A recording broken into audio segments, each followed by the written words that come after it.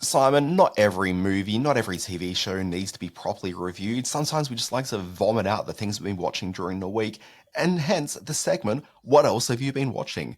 Simon Foster, question for you. What else have you been watching? Ah, well, here comes the vomit. Um, Two things that I've been watching, and I'll work through these very briefly.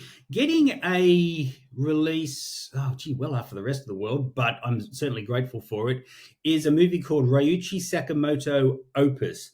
High Gloss Entertainment are releasing this in exclusive screening season around Australia. Ryuichi Sakamoto is one of the great international musicians of all time. Also an actor, a composer, um, a poet, an artist. He passed away a couple of years ago, and this film captures in very stark black and white him sitting at a piano playing his um, most popular bits of music and also his most famous bit of music, notably the theme from to Western audiences anyway, the theme from Merry Christmas, Mr. Lawrence, in which he played was a co-star as well, opposite Bowie and Jack Thompson and Tom Conti. This film captures a man who is very elderly, still very dexterous on the piano, but at different points in the film, he has to stop and regather his thoughts. The cancer that was destroying his body and his mind started to have its moments where it won over his creative genius in this film, and he has to sort of regather his thoughts and where he was in the singing of the song, the reciting of the music. But that doesn't, in fact, it enhances the impact this film has and what an extraordinary man he was. Like I say, it's in very limited release. We're almost playing exclusive seasons. It had a couple of screenings at the Opera House down here in Sydney and is rolling out across some of the bigger screens around the country for sort of one-off, one or two sessions, special event sessions. Do try and get along and see this. The music is breathtaking. The music that he does from Merry Christmas, Mr. Lawrence, which ends the film, just breaks my heart to listen to. It's one of the most beautiful bits of music ever written, and the way it's portrayed in this is stunning. So it's called Ryuichi Sakamoto Opus, and it's in cinemas now. You want me to go straight into my second one? Oh, yeah, sure, let's do it. Let's run it off. Okay. Coming at this from a very different angle, there's a new travel comedy documentary series on Max in the US and one of the Foxtel channels here in Sydney. In Australia, I should say that. Conan O'Brien Must Go. Now, you and I are big Conan O'Brien fans. I've listened fairly intently to his podcast over the last few years. He's very funny in any format. In this format, he goes to 4 different countries. I'm doing this off the top of my head. Norway, Argentina, Thailand, and Ireland, and interacts with people who've rung into his podcast, and he turns up on their doorstep and enjoys their company and explores their homeland as well. A couple of these are some of the funniest things, have some of the funniest moments I've seen on television in a long time. This format really suits him, putting his slightly abrasive, slightly buffoonish, sort of fake celebrity type presence into these international settings and exploring the nature and culture of the comedy. So sort of have a same sort of impact as An Englishman Abroad, the Carl Pilkington thing that was done with Ricky Gervais a few years ago. But there's a much more energized American comedy bent to Conan O'Brien Must Go. And yeah, especially the Argentina visit has some of the most hilarious things I've seen on television in a long time. So if you're a Conan fan, and there's plenty of us out there, I think he's spun a career for himself off in a way after the Late Show collapse that I don't think any of us saw coming, but I'm kind of grateful that it has. So Conan O'Brien Must Go is on Max and Foxtel. And I'm, required to say that it was The Tonight Show and not The Late Show, Simon. Know your late night TV shows. Have you watched any of the Conan O'Brien thing? Look, I've seen the first, I think, 10 minutes of it. I'll probably watch the rest of it. But look, I was a very big Conan O'Brien fan for years and years, but that podcast has just destroyed it for me. No, it's funny.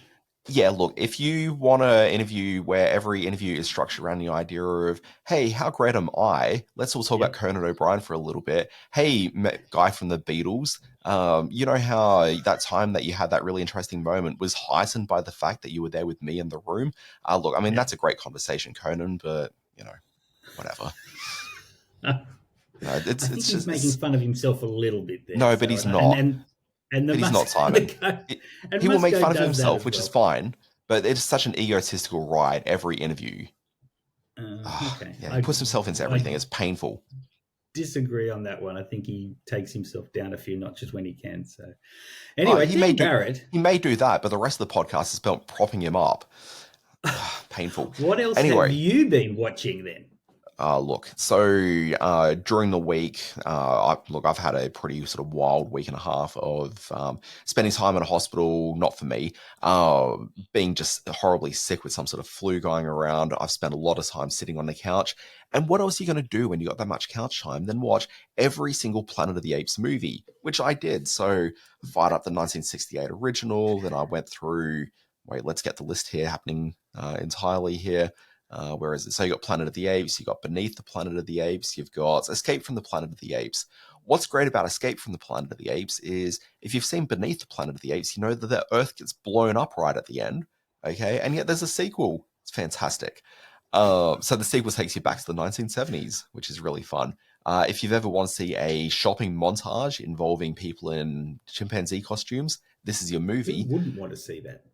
Yeah, you got Conquest of the Planet of the Apes, which is that really sort of gnarly, heavily political ape uprising movie, which is definitely done on a budget.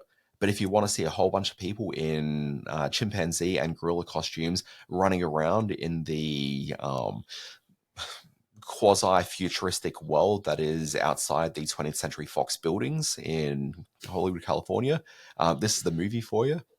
That one And was, then there's and this is where I do bring a little bit of knowledge of the franchise to it. That one, yeah, yes, the budgets for these films exponentially got less and less, and the yeah, with fourth each one was film. actually green lit in response to the surge in blaxploitation film, and the fourth one was hugely popular with the African American audience at the time because it spoke to a lot of the urban turmoil and urban uprisings that was happening around LA. So that's one of the most interesting. And is that there's one that's the only one that's R rated, I think, or American R rated, and I think that was the Yeah, but last one that's that just had like some. MA. There's nothing sort of too like. I mean, it's certainly an adult movie, but like, there's not a Yeah, lot of like extreme violence or blood, in any of these films really. And then you got the really turgid Battle of the Planet of the Apes, which would be the worst Planet of the Apes movie if not for Tim Burton coming along with this 2001 film. What I we're would really probably sticking say, it to Tim Burton today, aren't we? yeah. And then I watched obviously the other three, and then topped it off with Kingdom of the Planet of the Apes. And the other three Okay. being Rise of the Planet of the Apes, Dawn of the Planet of the Apes, and War for Planet of the Apes. Nice. Uh, what I what I think is my recommendation to people is definitely watch the first Planet of the Apes movie. I think it still holds up really, really well. It's an interesting film and probably more interesting than I think people really give it credit for. Escape from the Planet of the Apes is only important from a narrative perspective of seeing the last 10 minutes of that film. So only watch the last 10 minutes of that movie. You watch that 10 minutes and think, oh, actually, this seems kind of interesting. I'd like to have seen the rest of the film. Don't do that. The only interesting part of that movie is the last 10 minutes of the film. Um, yeah, this is the one Well, where I the apes agree. discover that there are still some intelligent humans around, and they all get around in futuristic tunics and read people's minds because Oh, yeah, it's stupid. Really, really just nice. terrible. But yeah, Okay. watch the first film, watch the last 10 minutes of Escape of Beneath the Planet of the Apes, which is the 10 minutes that has Charlton Heston back in it, because he's not in it much. Escape from the Planet of the Apes, you have to watch because it's just 70s hilariousness. I really love it. And then watch Conquest of the Planet of the Apes because it's legitimately a good movie. So of those original five, that's 3 and 10 minutes worth that are worth watching. Skip Burton's Planet of the Apes, it's awful. And then watch Rise, Dawn, and War for the Planet of the Apes. I think they're all legitimately really good, interesting movies. But what's interesting about this current crop of film, Simon, is that Rise of the Planet of the Apes, the close, well, there's a sequence in like the first or the third of the film. It's like a news story about some astronauts who are taking off. And the implication of it is that that film is very much about the virus breaking out, but those astronauts have left just before this virus breaks out. And so the idea would be, and I thought we would have seen this in original trilogy, that the films kind of age up to the point where we start seeing, like, maybe the fourth film becomes the Planet of the Apes remake, which seems inevitable at this point, where the Taylor character from the first film becomes like a sort of thing. That doesn't happen. Okay, but in the closing credits of Rise of the Planet of the Apes, you start seeing the virus breaking out and mankind kind of collapsing through a 2024 lens. It's maybe a little bit too soon, a little bit awkward, but it's kind of fun watching that. And as you see Kingdom of the Planet of the Apes, you can very much see that Wes Ball is very much a fan of that first movie. He's taken a lot of iconography from that first film and applied it through to Kingdom of the Planet of the Apes.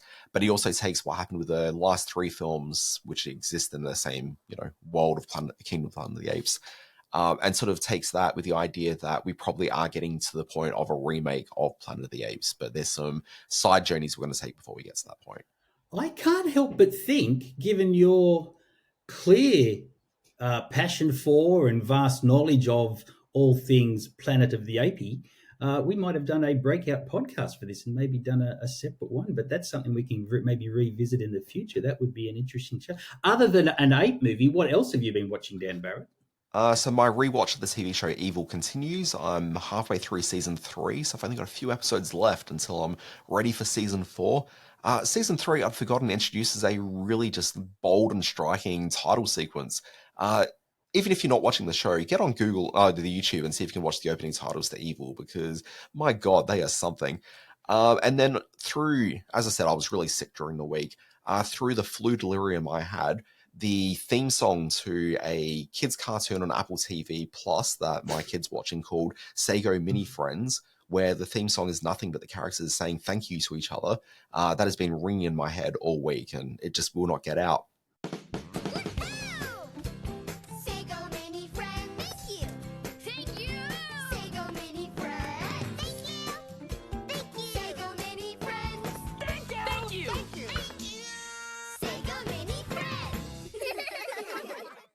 Dark Matter is the big new sci-fi show dropping on Apple TV Plus. As I mentioned to Simon, as I said to Simon before we started the podcast, I said that the problem with this program is that it's really big and bold and kind of good looking, and it's sort of half interesting, but it's also just a little bit dull. At which point Simon said, so it's an Apple TV Plus sci-fi show, and I think you might be onto something with that. There's a ongoing narrative at the moment about how all the best shows tend to be on Apple TV Plus, or at least the most interesting shows. It's the HBO Heir Apparent network. And there's some validity to that, but there's also a conversation you find on sort of nerd sort of tech sites, like The Verge had one during the week, which is about how Apple TV Plus is quietly the go-to destination for sci-fi shows. It's like, yeah, but also they're not necessarily the best sci-fi shows either. Just go back and watch like 8 Planet of the Apes movies. In terms of their production values, they may be the best, because all of them, whether it's Silo or Invasion, I loved Invasion. What was that other one with Jared Harris in it? He was so there's a whole lot of Foundation. There's a whole lot of great, beautifully made, but just a little bit serious and a little bit dull sci-fi on Apple TV that's compelling to watch, but hard to recommend to people. And Dark Matter, which stars Joel Edgerton and Jennifer Connelly, has that air of like supreme, A+ prestige TV. But yeah, I mean, even as a sci-fi guy, as a Jennifer Connelly guy, and I like Joel Edgerton. Connelly. This one, Connelly. I haven't switched this on to have a look at yet, despite having the screeners now for a little while. So I'll get around to it. Maybe. Yeah. I like it. It's good. I just found it was a little bit, I'm going to use the word dour again. Also, I kind of thought this is like a multiverse movie where a guy is sort of switching between realities. And I don't think that visually the cues are quite there for, and it's a bit confusing. But anyway, I mean, it's supposed to be intentionally so, but, it is what it is. Simon, shall we wind that up and instead go to This Week in History?